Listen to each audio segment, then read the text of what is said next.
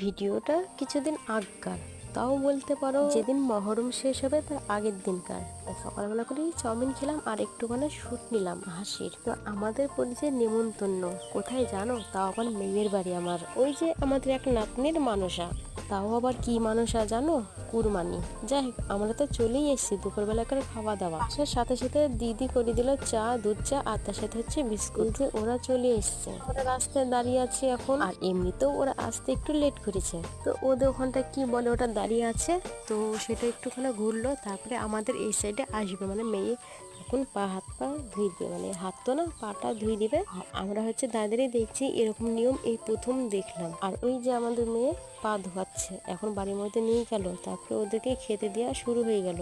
আর ওদের কি বলে সেটাই বলছি এখানটায়। তো ওদের খাওয়া দাওয়ার পরে আমরাও খাওয়া দাওয়া করে নিলাম। আর মেয়ে দিল কোকা কোলা আমাকে, তোমাদের দাদাকে, আর আরো সব মেয়ে ছিল তাদেরকেও দিল কোকা কোলা।